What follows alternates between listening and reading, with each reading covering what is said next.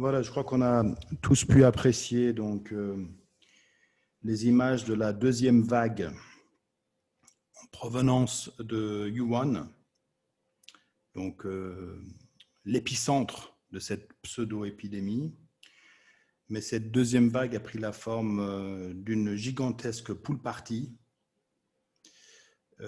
où on a tout simplement observé que les mesures barrières n'existaient donc plus, encore moins les masques, et que les gens se sont amusés tout à fait normalement, sans conséquence au niveau de la propagation de ce pseudo-virus. Et comme l'information est très contrôlée donc, en provenance de Chine, je crois que la Chine a voulu donc, envoyer ce message à l'attention des autorités occidentales. En d'autres termes, arrêtez vos conneries. Un virus a une durée de vie de 70 jours en moyenne, hein. Et puis on n'a jamais observé dans toute l'histoire de la virologie un virus qui survive 6 mois, voire 9 mois. Ça n'existe pas. Donc à un moment donné, il faut arrêter et puis revenir à la normale, reprendre les affaires notamment.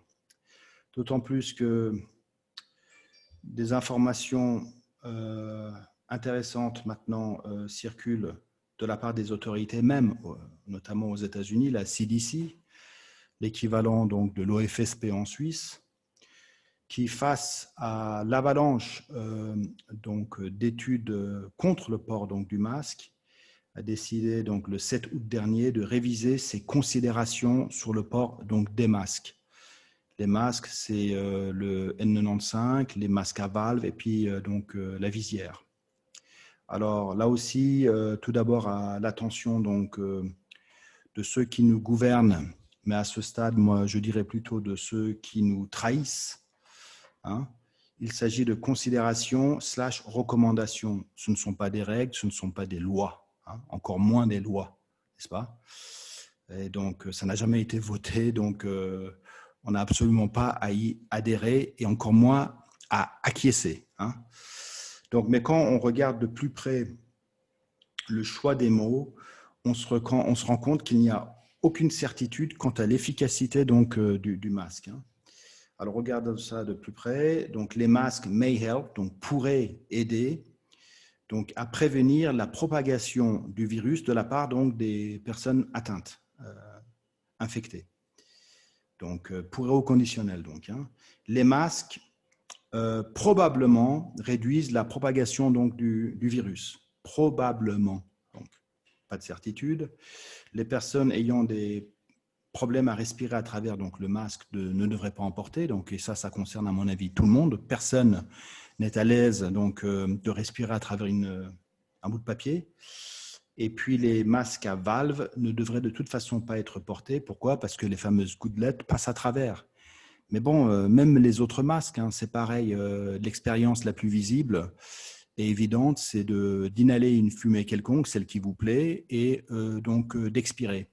Et puis, il y a tout qui passe. Hein. On voit la fumée sortir. Donc, le virus aussi, hein, par définition, c'est un micro-organisme, donc il passe à travers aussi. Donc, alors voilà, donc déjà, en introduction, on se rend compte que la position de la CDC est tout à fait, ambivalente. Hein.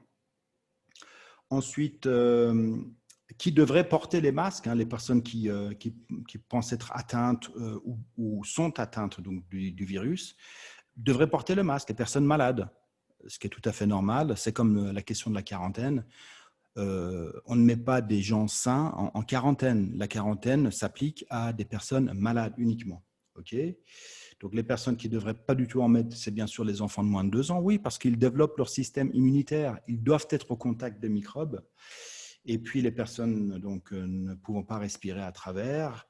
Et bien sûr les personnes inconscientes ou incapables de le faire eux-mêmes, elles-mêmes. Voilà. Et puis pour finir, en ce qui concerne les visières, elles ne sont de toute façon pas recommandées. Hein. Donc voilà, en ce qui concerne les masques. Donc c'est assez clair pour moi que ce qui se passe encore à Genève et le renforcement des mesures notamment en ce qui concerne le port des masques pendant donc les réceptions de mariage, par exemple, c'est absolument ridicule, imbécile. C'est de la covidiotie, donc. Hein. Pendant ce temps, des médecins, 3 médecins, ont décidé d'écrire une lettre ouverte à M. Anthony Fauci. Il ne mérite pas du tout son titre de docteur. C'est un psychopathe compromis et corrompu concernant donc l'utilisation de l'hydroxychloroquine. J'invite tout le monde à lire cette lettre. Les coordonnées donc, du site sont là. Et puis, ce monsieur Fauci, qui est totalement incontesté et qui est de facto le président des États-Unis aujourd'hui, on se demande pourquoi Trump le laisse faire. Enfin, moi, je n'ai pas compris. Donc, tout ce qu'il dit est accepté comme vrai. Alors là, ces médecins lui ont posé, donc ce sont des praticiens qui ont eu 100% de succès à l'utilisation donc, du HCQ, lui posent des questions justement concernant l'utilisation du médicament, du traitement, parce que là, il s'agit d'un traitement, alors que le vaccin n'est pas un traitement. Le vaccin permet de réduire le risque d'être contaminé ou de contaminer, et au maximum de 50%.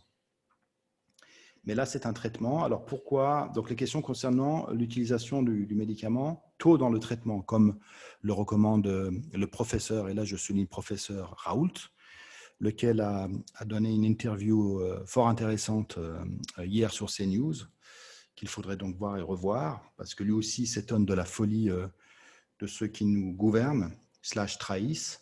Donc là, nous avons 34 questions, je crois, on ne va pas les parcourir, des questions extrêmement pointues et pertinentes sur l'utilisation tôt dans le développement de la maladie.